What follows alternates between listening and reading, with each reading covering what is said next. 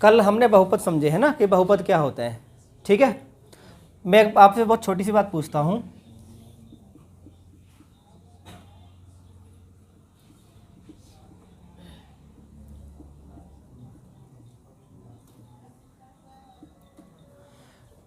मेरा बहुत छोटा सवाल है, ये है कि इनमें से द्विघात समीकरण कौन सी है? ऊपर वाली नहीं है ना?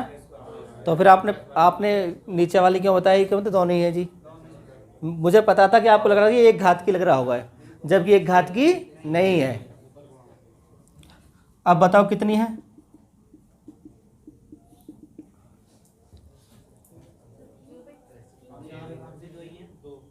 अबे तीनों द्विघाती हैं या तीनों द्विघाती हैं? नीचे वाली कौन सी है? 4 घात की, ये 4 घात की है। तो इतना तो हमें पता रहना चाहिए कौन सी समीकरण द्विघात की है, कौन सी एक घात की है। कभी की पूछ बैठे छोटी सी बात ही कि निम्न में से रेखिक समीकरण कौन सी है, एक घात की कौन सी है, यार हम ये लगा दें कि हाँ जी ये भी एक घात की है, क्योंकि यहाँ पे एक लग रहा है, एक नहीं है, 2 घात की है। कि गुणा करते हैं ना ऐसे करके तो x² हो जाएगा और ये 4 घात हो जाएगा, 2 दूनी 4, तो ये 4 घात की हो जाएगी समीकरण। तो हमें कल हमने ये बात जानी थी, जब बहुपद पढ़े थे तो बहुपद पढ़ते समय हमने ये जाना था कि भाई जो x का मान होता है वो डिपेंड करता है उसकी घात पर। जो x का मान होता है डिपेंड करता है उसकी घात पर। अगर x का मान 2 है ना, x मतलब x की घात 2 है, तो इसका मतलब ये हुआ कि भाई इसमें x के 2 मान होंगे। द्विघात का मतलब ये तो हुआ कि x की पावर 2 है तो x के जो मान आएंगे वो 2 आएंगे, और यहाँ पे पावर 3 होती तो x के मान कितना आते? 3 आते। अगर पावर 1 भी ना होती, कंडीशन ये होती कि भाई ax प्लस b, तो x का कितने मान आएंगे? 1 मान आएगा। यानी x के जो मान को हम हल बोल देते हैं कि भाई x के कितने हल होंगे, सॉल्यूशन कितने होंगे।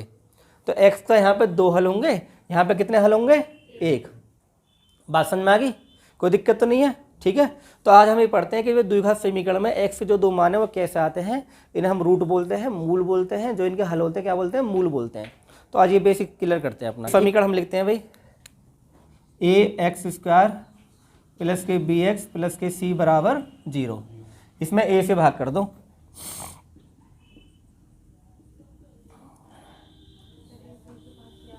ठीक है, ताकि ये इस तरह से बन जाए। यहाँ पे आ जाएगा x² b upon ax plus c upon a बराबर 0। कोई दिक्कत नहीं है तक? a से भाग करने से यहाँ पे जो कोफिशिएंट है जो यहाँ पे होता है उससे भाग कर देते हैं, ठीक है। उसके बाद क्या होता है कि हम इसमें क्या काम करते हैं भाई, x² है b अपॉन ax, यहाँ पे b अपॉन 2a का होल स्क्वायर जोड़ देंगे और b अपॉन 2a का होल स्क्वायर घटा देंगे। हाँ ये बताएंगे अभी आपको। अब हमें इससे एक हमारा फॉर्मूला बन जाएगा। हम ये पढ़ते हैं ना a प्लस बी का होल स्क्वायर, है ना, कि a प्लस बी का होल स्क्वायर क्या होता है? a² प्लस के b² प्लस के 2ab। अगर तुम्हारे पास ये वाली फॉर्मेट है कि भाई a² प्लस के b² प्लस 2ab है, तो इससे क्या होगा, तुम इसे लिख दोगे a प्लस बी का होल स्क्वायर, ठीक है। तो यहाँ पे a² है, यहाँ पे क्या है? x²। यहाँ पे b² है, तुमने क्या कर दिया? b अपॉन 2a का होल स्क्वायर कर दिया। अब जब इन दोनों की गुणा करते हो तो a और b और 2 आता है, तो गुणा करोगे x की, और ये हो जाएगा b अपॉन a x और इंटू 2। देखो मैं बताता हूँ, अरे बातें नहीं, देखो समझो जरा इसको। ये क्या है x, ये क्या है b अपॉन a, और ये क्या है b अपॉन 2a। तो इसको हम बोलते हैं a, इसको बोलते हैं पूरे को b। तो ये a का स्क्वायर और ये b का स्क्वायर प्लस क्या होता है 2ab। जब 2ab करोगे तो a की वैल्यू कितनी है? x, और b की वैल्यू कितनी है? b upon 2a। तो 2 से 2 कट गया तो b अपॉन a x ही आ गया, यानी ये फॉर्मूला बन गया। सुनो ध्यान से, दोबारा समझ लो भाई। तुम्हारे सामने ये समस्या बन गई ना कि मैंने ये कैसे लिख दिया। मुझे ये क्योंकि पूर्ण वर्ग बनाना था, है ना, पूर्ण वर्ग बनाने के लिए ऐसे किया है कि ये भाई इसमें a का भाग करने के बाद में ये b अपॉन ax है, तो यहाँ पे क्या है? ये वर्ग है, तो मुझे दूसरी संख्या भी लेनी है ताकि ये अंडर रूट में चला जाए, पूर्ण वर्ग बन जाए। तो मैंने क्या काम करा, b/2a का स्क्वायर जोड़ दिया और b/2a का स्क्वायर घटा दिया। जितना जोड़ते उतना घटा देते हैं। तो उसके बाद होता क्या है कि ये एक वो बन गया फॉर्मूला, है ना, ये किसका स्क्वायर बन गया, x + k b/2a का स्क्वायर बन गया, माइनस के ये बराबर 0 है ही है। तो ये इक्वल टू में पहुंच जाएगा। इक्वल टू में पहुंचने के बाद में क्या होगा, पहले मैं सॉल्व कर देता हूँ इसको, है ना, फिर बाद में आप क्रॉस क्वेश्चन कर लेना। हाँ, ये प्लस हो जाएगा और ये माइनस हो जाएगा, यानी ये हो जाएगा b/2a का होल स्क्वायर और माइनस के c/a। कोई दिक्कत नहीं यहाँ तक? ये बताएंगे अभी, ठीक। अब इतना करने के बाद में जब आप इसको स्क्वायर खोलोगे तो ये b² हो जाएगा, ये 4a² हो जाएगा, ठीक। तो ये हो जाएगा भाई x + k b/2a का स्क्वायर बराबर b²/4a² माइनस के c/a। यहाँ पे 4a² एलसीएम आ जाएगा भाई, तो यहाँ पे आ जाएगा, ठीक है, माइनस के 4ac। क्लियर हो गया? यहाँ पे ये बना रहेगा x + k b/2a का होल स्क्वायर। कोई दिक्कत नहीं यहाँ पे? देखो 4a का इनका स्क्वायर आ गया, 4a² हो गया, 4a से 4a कट गया तो कोई दिक्कत नहीं, यहाँ पे b² रह जाएगा। यहाँ पे a से a कटेगा तो एक तो 4 और a दोनों जाएंगे, 4 एक दोनों गुणा हो जाएगा तो 4ac आ जाएगा, ठीक। उसके बाद आप क्या काम करेंगे, x + k b/2a under root लग जाएगा, ये स्क्वायर हटा तो अंडर रूट लगता है ना, b² - k / 4a²। हाँ, ये फॉर्मूला बन जाएगा जिसकी तुम प्रतीक्षा करने वाले हो। तो अंडर रूट में b² 2a, तो x बराबर आ जाएगा माइनस के b/, ये प्लस माइनस लग जाता है जिस अंडर रूट बाहर आता है, हाँ, प्लस माइनस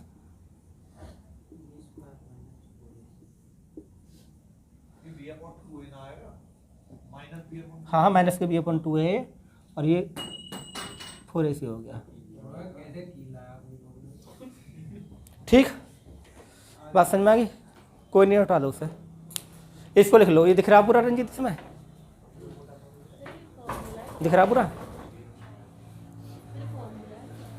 उतार लो, मैं समझा दूँ, कोई दिक्कत नहीं है।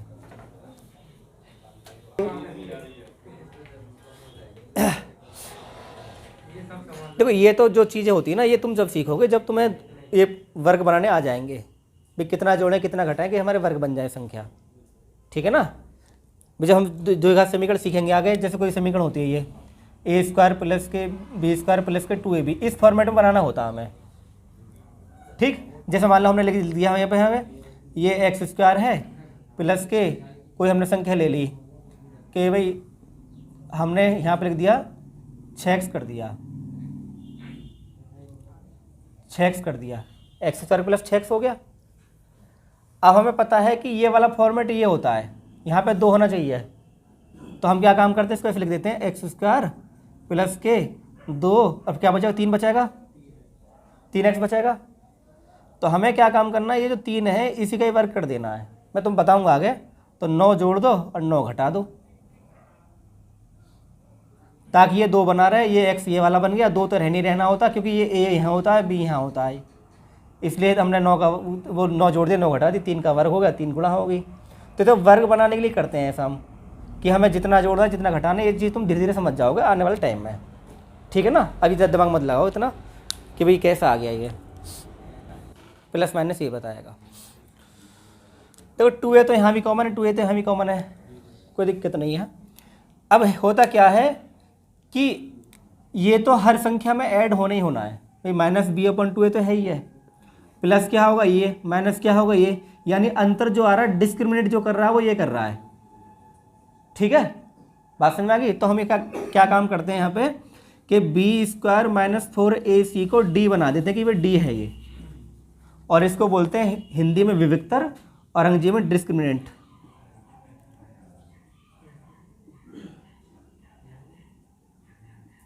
विविक्तर बोलते हैं। ठीक है, विविक्तर बोलते हैं, डी बोलते हैं। बात क्लियर होगी? ठीक। अगर डी बराबर 0 है, समझो कंडीशन क्रिएट होंगी यहाँ पे। अब अगर डी बराबर क्या है, 0 है, ठीक है, जब डी बराबर 0, डी का मतलब क्या होगा, B square minus 4ac, 4ac है ये, डी बराबर 0 तो बी स्क्वायर माइनस 4ac बराबर क्या हो जाएगा, 0। इसका मतलब क्या होगा कि बी स्क्वायर माइनस 4ac क्या होगा, जब बी स्क्वायर माइनस 4ac का तुम 0 बनाओगे तो ये सब 0, सब कुछ 0 हो जाएगा ना, कोई दिक्कत नहीं है। तो इसमें x का मान क्या होगा, माइनस के b अपॉन 2a, ठीक। जब प्लस 0 करोगे तब भी यही आएगा, और जब माइनस 0 करोगे दूसरा मान भी यही आएगा। पहला मान ये होगा, दूसरा मान भी क्या होगा, क्योंकि यहाँ पे प्लस 0 और माइनस 0, तो कोई फर्क पड़ेगा ही नहीं। बात समझ में आ गई? तो इस कंडीशन हम क्या कहते हैं, इस कंडीशन में हम ये कहते हैं कि जो हमारे मूल हैं वो बराबर होंगे। मुझसे पूछ लो बेटा, कोई दिक्कत हो मैं बता दूं। अगर हम ये मानते हैं कि डी की वैल्यू 0 है, माना हमने, सपोज किया कि अगर डी की वैल्यू 0 है तो पूरा ये बी स्क्वायर माइनस 4ac 0 हो गया, क्योंकि हमने डी माना है ये, क्योंकि अंतर यही पैदा करेगा। और ये मान आते हैं समीकरण से। कहाँ से आता है मान? समीकरण से। क्योंकि हम एक समीकरण ले लेते हैं, जैसे ये समीकरण होती है ax स्क्वायर प्लस के bx प्लस के c। मान लो हमने कोई समीकरण लिख दी, तो 2x स्क्वायर प्लस के 6x प्लस के 10 रैंडमली लिख दिया हमने ऐसे समीकरण। तो ये a हो गया, ये b हो गया, ये c हो गया। इनके मान पुट करोगे, अगर 0 आ गया तो d बराबर 0 है, नहीं आया तो कोई दिक्कत नहीं है। तो 3 कंडीशन होती हैं, या तो 0 हो, या 0 से ज़्यादा, या 0 से कम। बात को समझ लो, क्योंकि तुम्हारे जो पेपर में ये चीज़ आएंगी, यही आती है जो बात तुम पढ़ते हो ना कि अलजेब्रिक मैथ आ रहा है एनटीपीसी में, रेलवे में, तो वो यही है। यहाँ पूछ लेता है कि मूल वास्तविक होंगे ना होंगे, दी गए समीकरण के मूल वास्तविक है ना ही है। जो रूट दे दिया उसके जो मूल हैं, मतलब रूट है, वो रियल हैं या इमेजिनरी हैं, ये पूछ लेता है। ठीक, तो है कुछ नहीं खास।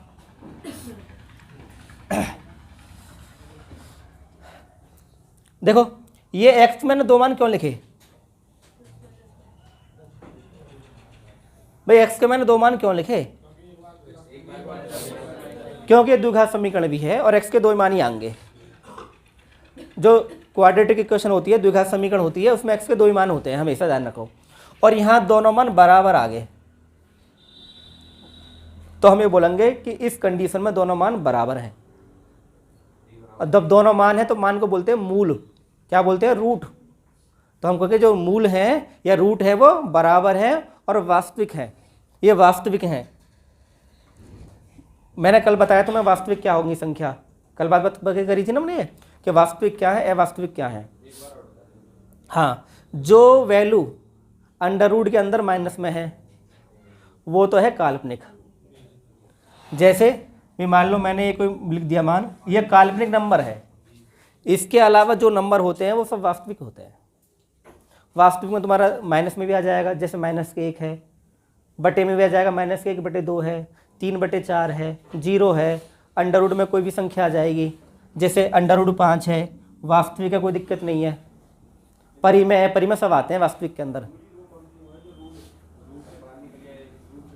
परफेक्ट स्क्वायर परिमेय, परिमेय हो गए ना भाई, ये अपरिमेय संख्या है √5।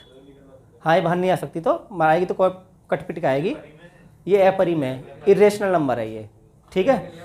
तो वास्तविक के अंदर सब आते हैं, परिमेय भी आएगा, अपरिमेय भी आएगा, ठीक है, होल नंबर भी आएंगे, नेगेटिव नंबर भी आएंगे, सब आएंगे, पूर्णांक भी आएंगे, पूर्णांक ना हो वो भी आएंगे, बट कौन से नहीं आएंगे, इस वाली कंडीशन में नहीं आएंगे। हाँ, अंडर रूट के अंदर माइनस है, इमेजिनरी, इसको बोलते हैं काल्पनिक नंबर, इमेजिनरी। हाँ, आई स्क्वायर मान लेते हैं इसको, -1, ठीक। तो यहाँ इस कंडीशन में तुमसे पूछ बैठा, अगर कंडीशन ये आ जाती है कि आप वैल्यू पुट करना 0 आ जाए तो ये मूल बराबर हो गए, इस कंडीशन में कहेगा कि हाँ मूल बराबर है और वास्तविक है। तो इस कंडीशन में क्या होगा, मूल बराबर है, बराबर है और वास्तविक है, अर्थात मूलों की पुनरावृत्ति है, मूलों की पुनरावृत्ति हो रही है, रिपीटेशन है। मूल को अंग्रेजी में रूट बोलेंगे भाई, root are equal and real and repeated, ठीक है। इस पहले पॉइंट को नोट करो, फिर दूसरा पॉइंट बताता हूँ। बी स्क्वायर माइनस 4ac का जो मान है यानी जो डी है वो 0 से बड़ा हो जाए, डी 0 से बड़ा हो जाए। तो जब डी 0 से बड़ा हो जाएगा तो 0 से बड़े कोई वैल्यू होगी, है ना। और इसमें भी दो कंडीशन हो सकती है कि भाई अगर डी हमारा 0 से बड़ा हो जाए तो इसका मतलब है कि भाई ये कोई संख्या परिमेय भी आ सकती है और अपरिमेय भी आ सकती है, ठीक है ना। तो 0 से बड़ी तो परिमेय भी होती है अपरिमेय भी होती है। तो इसमें क्या होगा, जैसे मान लो ये है x बराबर है माइनस के b/2a है और प्लस माइनस अंडर रूट। अगर तुम्हारा यहाँ नंबर पूर्ण वर्ग है, ठीक है, तो अगर परिमेय संख्या है मतलब पूर्ण वर्ग संख्या है, जैसे मान लो पूर्ण वर्ग है ये, ठीक, तो पूर्ण वर्ग होने से क्या अंडर रूट से बाहर आ सकता है ये, ठीक। अंडर रूट से बाहर आने पे क्या होगा कि जो मूल है एक बार प्लस में हो जाएंगे, एक बार प्लस में हो जाएंगे जो संख्या आएगी, और एक बार माइनस में हो जाएंगे। तो इस कंडीशन में दोनों उत्तर अलग अलग आएंगे, भाई दोनों उत्तर अलग अलग आएंगे ना। जैसे मान लो यहाँ पे 4 है, 4 का 2 हो जाए तो एक बार 2 जोड़ेंगे एक बार 2 घटाएंगे। तो हम क्या बोलेंगे कि दो मूल होंगे अलग अलग होंगे और वास्तविक होंगे। दो मूल, वहाँ पे तो मूल बराबर थे, यहाँ पे क्या है जो मूल है जो रूट है वो क्या है अलग अलग है और वास्तविक है, ठीक है। और परिमेय है, परिमेय तो आएंगे ये, ठीक है। तो हम यहाँ बोलेंगे कंडीशन में मूल अलग अलग हैं, वास्तविक हैं और परिमेय है, ठीक। परिमेय मतलब रेशनल, P/Q की फॉर्म में लिख सकते हो तुम। अगर ये कंडीशन ऐसे बन जाती है यहाँ पे कि भाई x बराबर माइनस के b/2a और प्लस माइनस यहाँ पे पूर्ण वर्ग नहीं है संख्या ये,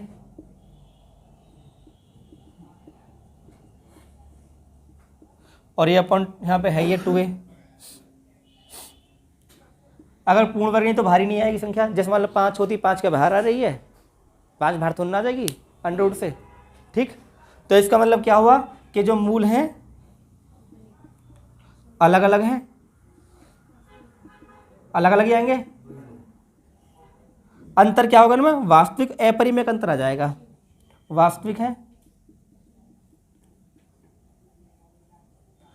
अपरिमेय है, अपरिमेय का मतलब होता है इरेशनल नंबर अंग्रेजी में, और परिमेय होता है रेशनल नंबर।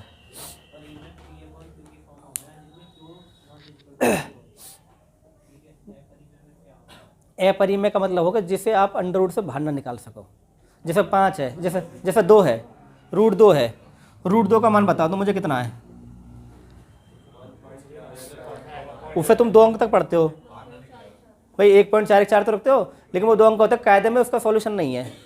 वो 1.41 पता ना कितना कितना कहाँ तक कटेगा ना, वो अपरिमेय है। वो तो हम 2 अंक तो मान लेते हैं। परिमेय जो अपना P/Q कोई भी संख्या है, जैसे 4 है ये P/Q है, 3/4 ये भी P/Q है, रूट 4 है ये भी P/Q 2 हो जाएगा P/Q है। जिसे तुम बटे में लिख सकते हो, 2/1 लिख दो, 4/1 लिख दो, 3/4, 7/8 कोई भी संख्या। जैसे 22/7 है ये परिमेय है, 22/7 है परिमेय है, लेकिन पाई अपरिमेय है। पाई क्या है, अपरिमेय है। अपरिमेय क्यों, क्योंकि पाई का मान हमें निश्चित नहीं है, 3.1 पता कहाँ तक है वो तो हम ले लेते हैं 2-3 अंक तक खाली, जो फिक्स नहीं है इसकी वैल्यू। तो 22/7 परिमेय है और ये अपरिमेय, यानी कोई भी वैल्यू अगर रूट के अंदर है और उसका पूर्ण वर्ग नहीं है तो वह अपरिमेय मानी जाएगी। हाँ अपरिमेय है, सॉरी वो परिमेय है। जो भी P/Q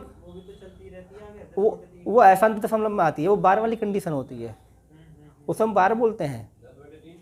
10/3 P/Q लिख दिया ना, हमें इनके भाग दे के पॉइंट चल रहा है, वो तो अशांत दशमलव है, बार बार रिपीटेशन हो रहा है, उसे हम बोलते हैं अशांत दशमलव जब इस कंडीशन में होती है। लेकिन संख्या तो वो किस में है, P/Q की फॉर्म में तुम लिख सकते हो। बार वाली संख्या जो होती हैं वो परिमेय होती हैं, क्योंकि उन्हें तुम लिख सकते हो P/Q की फॉर्म में। जैसे 1.3 बार है तो 1.3 बार को तुम लिख सकते हो आराम से 3/9 करके हो जाएगा, कोई दिक्कत नहीं है। लेकिन इसको नहीं लिख सकते P/Q में, क्योंकि हाँ पता नहीं है, आता रहेगा, पॉइंट चलते रहेगा, कटेगी नहीं संख्या।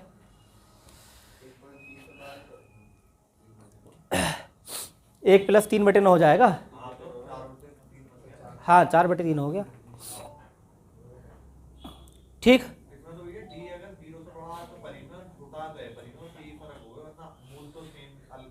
नहीं परी में डिपेंड करता है कि डी की वैल्यू पूर्ण वर्ग है या नहीं है।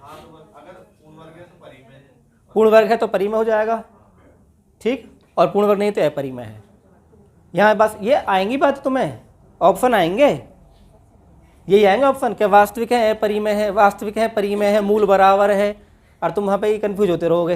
ये बात आएंगी, ऑप्शन आएंगे ये, ठीक है। छोड़ क्यों आएगा भाई, इतना मेहनत से पढ़ा रहे हैं। ठीक, क्लियर होगी बात। एक चौथी कंडीशन है, बहुत छोटी सी है वो। और लास्ट कंडीशन क्या होगी, 3 कंडीशन बता दी ना, चौथी कंडीशन क्या होगी, मतलब इसमें अगर डी का मान 0 से कम आ जाए, यानी माइनस में आ गया, फिर इसका मतलब ये हुआ फिर डी का मान 0 से कम है तो माइनस में है। माइनस में होने पे क्या होगा कि x बराबर -b/2a, और यहाँ पे क्या रहेगा, माइनस में रहेगा। तो माइनस में रहने में क्या होता है, काल्पनिक होता है। क्या होता है ये, काल्पनिक होंगे ये, ठीक। जो मूल हैं काल्पनिक होंगे।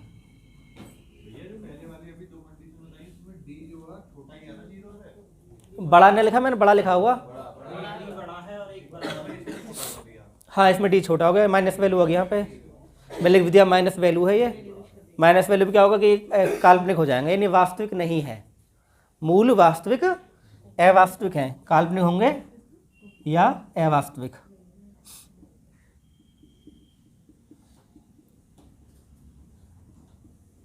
ठीक, यानी वास्तविक नहीं होंगे, तो चौथी कंडीशन ये है, ठीक। आपको खाली ये पता रहना चाहिए भी ये मूल हैं क्या, वास्तविक कब होते हैं, अवास्तविक कब होते हैं। प्रैक्टिस से मैं तुम्हें सिखा दूंगा, कोई दिक्कत नहीं है।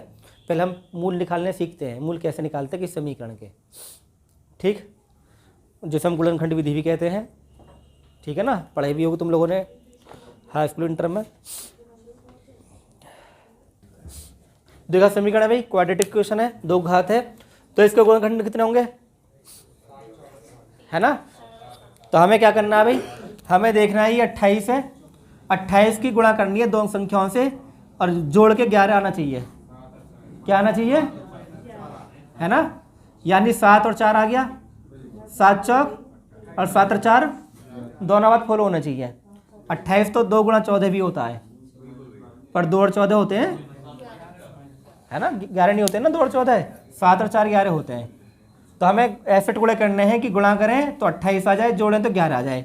तो हमें कहेंगे इसका जो गुणनखंड है वो ये होगा x + 7 और x + 4। कोई तकलीफ नहीं किसी को, ठीक। x + 7 x + 4 आ गया, ये हो गए गुणनखंड, इन्हें बोलते हैं फैक्टर, ठीक। अब रही मूल की बात के मूल कैसे निकालेंगे। मूल निकालने हम क्या काम करते हैं, x + 7 को 0 के बराबर मान लेते हैं, तो x बराबर हो जाएगा, और x + 4 को भी 0 के बराबर, x बराबर हो जाएगा -4। तो इस 7 और 4 क्या कहलाएंगे, मूल। ये क्या है, मूल है ये। बात आगे होगी समझ में, है ना, बहुत आसान चीज़ है।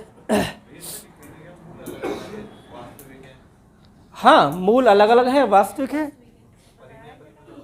अगर वो ऑप्शन दे रहा ठीक है ना, तो कोई दिक्कत नहीं है। हाँ परी में संख्याएं है, ठीक। देखो भाई, हमें क्या करना होगा समीकरण में कि ये वाले जो नंबर होता है इसकी इसमें मल्टीप्लाई करते हैं, ठीक है। ये वाला जो नंबर होता है 6 वाला जो नंबर है यहाँ पे, जो इसका कोफिशिएंट है, जो गुणांक है, इसकी इसमें गुणा करते हैं। तो जब गुणा करोगे 5 6 30 आ जाएगा। अब 6 × 5 के हमें अब 30 हमारे पास है, 30 के ऐसे टुकड़े करने हैं कि जोड़ें 13 आ जाए, गुणा करें 30 आ जाएंगे। तो आप कहोगे 10 और 3। अगर रही बात मूल की, तो मूल निकालने के तुम्हें क्या काम करना होगा कि जिससे आपने गुणा किया उसका फिर भाग देना होता है इनमें बाद में। तो 10/6 और 3/6, अगर मूल की बात हो तो यही माइनस कर देते हैं। क्लियर? मूल ही तो निकालने हैं हमें। गुणनखंड तो कोई आ जाए, मूल आ गया भाई, आ गया ना 10/6, तो 2 पंजे 10, 2 तिया 6, 3 एकम 3, 3 दूनी 6, तो माइनस के आ गया भाई। ठीक, तो माइनस के 5/3, माइनस के 1/2, कोई दिक्कत? तो ये हो गए मूल भाई। ठीक है, हाँ अलग अलग है, वास्तविक है।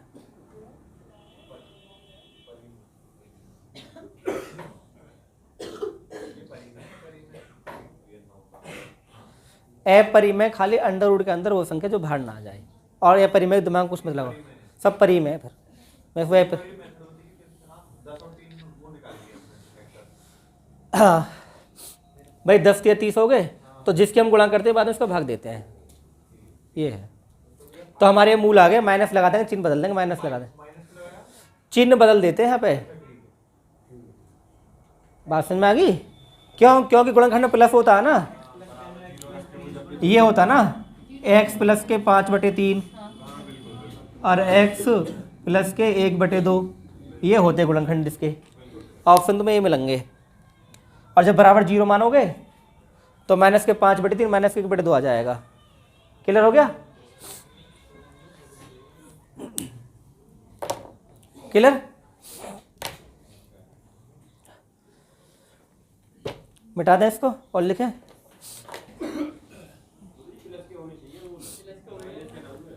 देखो हमें क्या करना है, हमें इसकी गुणा करनी है, 15 गुणा 2 करने हैं, तो 15 गुणा 2 कितना हो गया? अब 30 का टुकड़ा करो, 6 गुणा 5, और जोड़े तो माइनस है, तो इसके टुकड़े होंगे -6 और -5, क्योंकि हमें यहाँ माइनस रखना था तो माइनस हमने लिख दिया, क्योंकि 6 और 5 11 होंगे जोड़ने पे, और जोड़ने पे चिन्ह नहीं बदलते। ठीक है ना?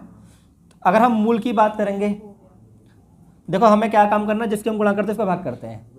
ठीक है, तो हमें क्या काम करना, 6/2 कर देंगे, और हम माइनस के 5/2 कर देंगे।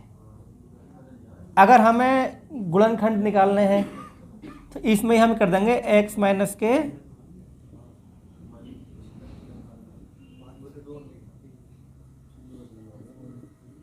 ये तो आ गया मेरा गुणनखंड। ठीक, अब जब हम इसके मूल निकालेंगे तो चिन्ह बदल देंगे खाली, कि x बराबर 3 आ जाएगा और x बराबर 5/2 आ जाएगा। कोई दिक्कत? बताओ अरविंद। ये बराबर 0 मान लेते हैं, इसलिए ये बराबर 0 होता है, समीकरण है ना, बराबर 0 होती है ये। बराबर 0 पे क्या होना था कि x - 3 बराबर 0, तो x बराबर 3 आ जाएगा, ये बराबर 0 तो प्लस में बदल जाएगा, चिन्ह बदल जाएंगे।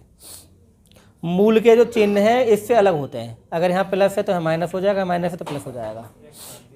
है x क्या? क्लियर होगी कहानी भाई?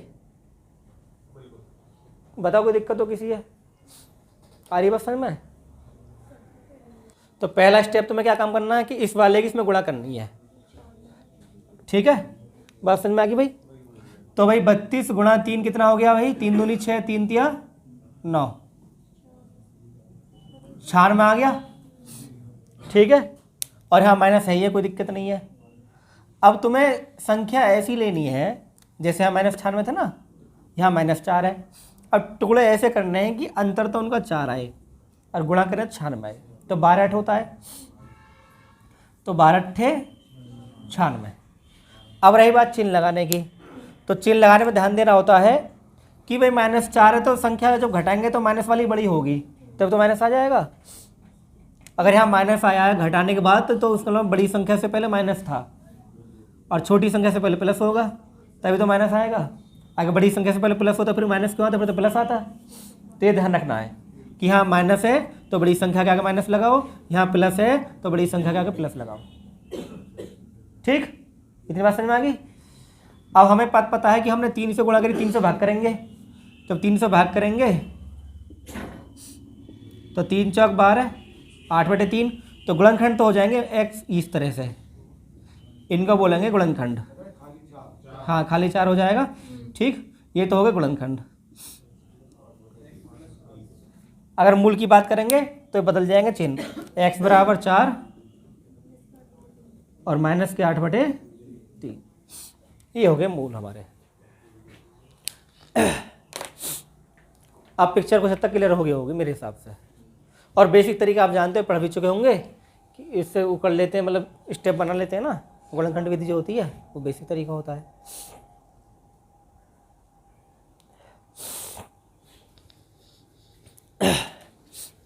ठीक।